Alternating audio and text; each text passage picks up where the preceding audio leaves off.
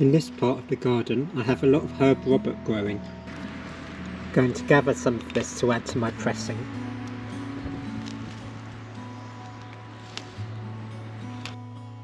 So this morning I find that my leaves from yesterday have dried and flattened out, which is perfect. So I'm going to put my leaves from today down on the paper to dry. They have a wonderful smell, the herb Robert.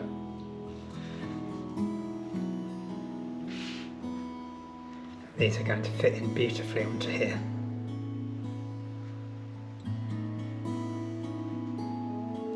Also, my ink is concentrated in the wells last night,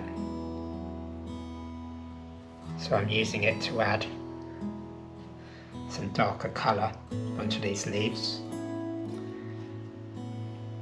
So in here today I'm also going to do the weather observation.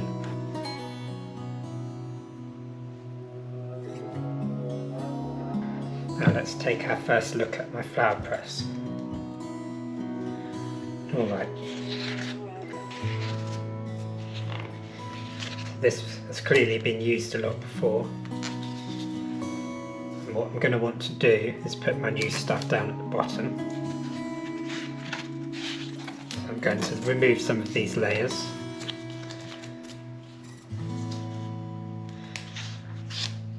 In here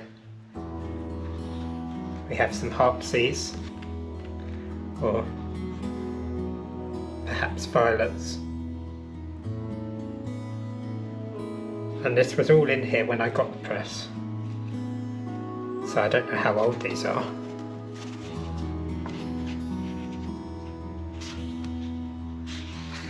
And there's also some what looks like red campion in here. It's wonderful, the imprints that have been left by these flowers, and it's as if the pink pigment in the leaves has sort of been pushed down to the ends of the petals.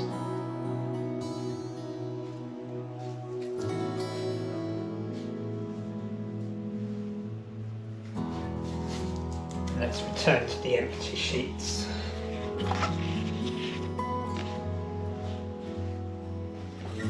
So I'm going to start with my celandine leaves now.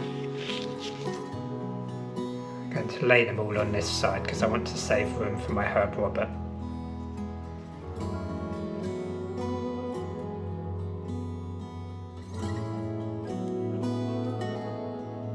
I think I might like to add a sketch. So imagine I'm going to place one of my dried leaves over here to overlap the stem. I keep track of where I am on the leaf by trying not to let my pen leave the paper.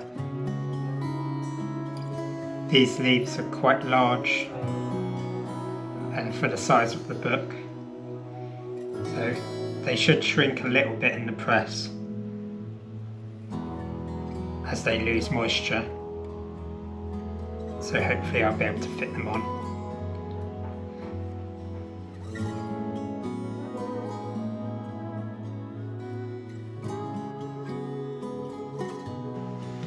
My guidebook to look for the Latin name.